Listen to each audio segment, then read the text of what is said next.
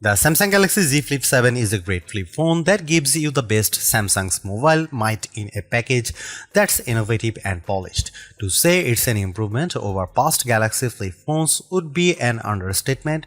This is the flip I have been asking Samsung to make for years.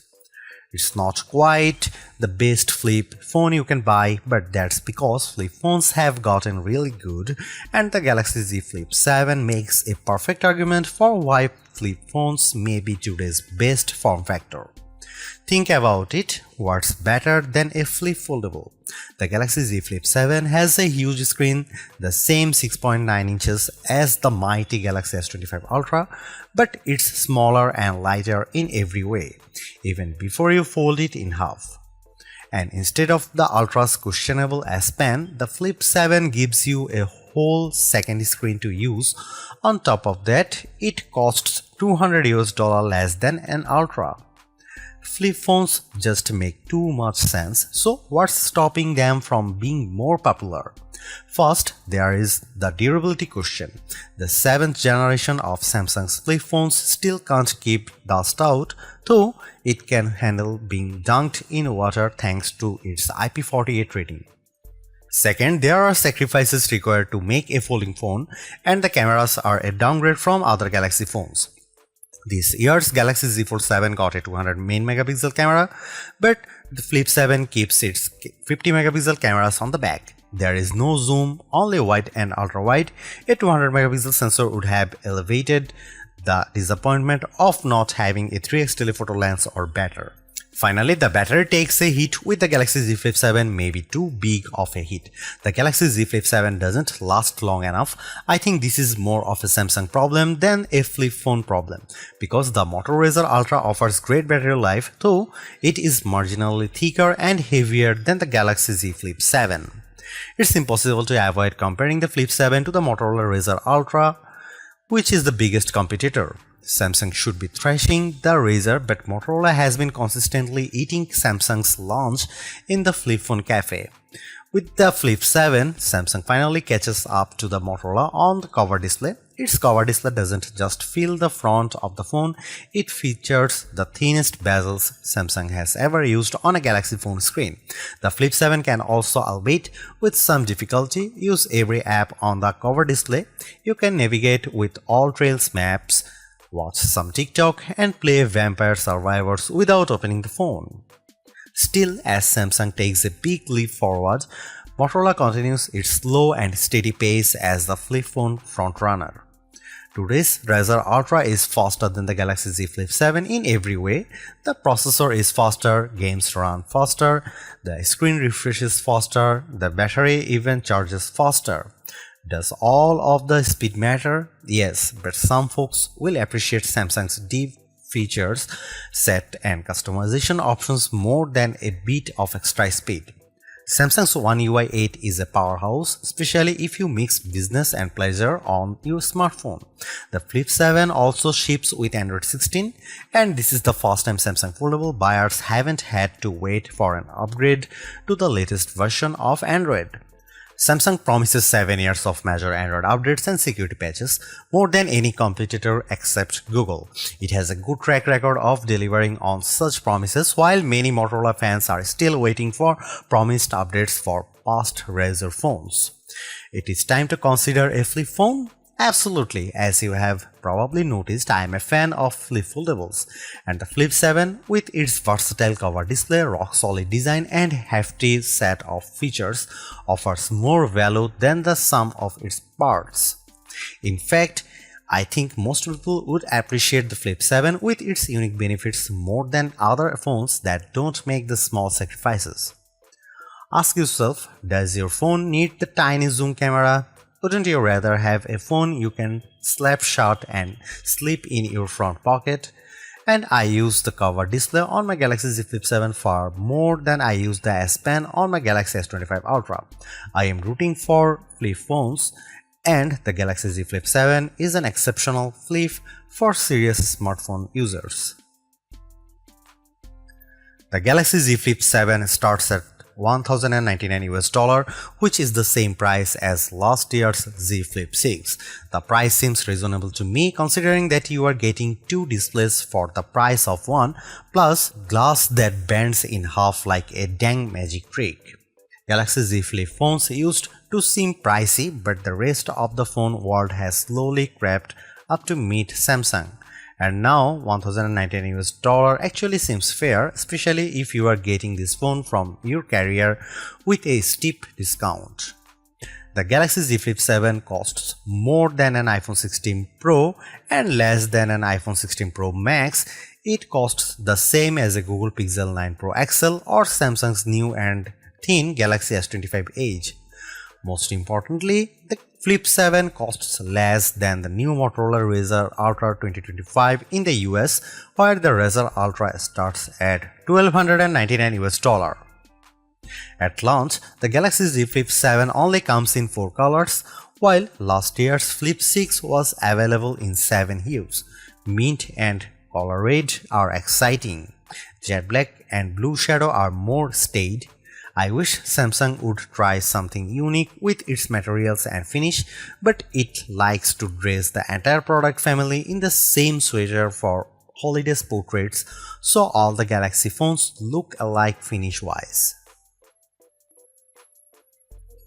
While Samsung admitted that the Galaxy Z Flip 7 would use its own Exynos 2500 processor instead of the Snapdragon 8 Elite for Galaxy found in every other flagship Galaxy phone this year, it was like a record scratch moment from a comedy show. Rumors suggest this would have been the CPU inside every Galaxy S25 phone, but Samsung changed its plan late in the game on those phones. Instead, this new Samsung chip debuted in the Galaxy Z Flip 7. The display is bigger this year, up to 6.9 inches for the internal display from 6.7 inches last year, and the phone is 4mm wider to accommodate this. Otherwise, the specs are mostly unchanged from the Flip 6, 12GB of RAM, a 50MP wide camera, and a 12MP ultra-wide, Wi-Fi 7, Gorilla Glass Victus 2 on the back cover. The battery is larger this year, but maybe not as big as it needs to be. After years of me complaining that the Galaxy Z Flip wasn't using enough of its cover space for the front screen, Samsung finally listened. The 4.1-inch screen on the front of the Galaxy Z Flip 7 takes up every possible inch. Samsung says it has the thinnest bezel ever on a Galaxy phone. The Flip 7's cover screen looks like the future of phone displays, and I am excited for the internal screen to catch up with a bezel this slim. Otherwise, the phone is a standard 2025 Galaxy model. It has flat sides with the power and volume buttons on the right. The power key acts as an effective fingerprint scanner, though it's more recessed than the power button on other Galaxy phones, and it was hard to find in the dark. I could rave about the new cover display again, but I will start with the impressive inner screen because the Galaxy Z Flip 7 has been very satisfying to use thanks to this exceptionally bright and clear AMOLED. It was always a joy to open even in bright outdoor light. Don't worry about the crease on the inner screen, it's completely invisible when you are using the phone, and it never bothered my fingers when I was swiping across the screen. After all these years, it still feels like a magic trick to fold a piece of glass in half, and it still shocks friends who haven't seen a Flip Foldable in person before. The Galaxy Z Flip 7's cover display is, as I have mentioned, also spectacular.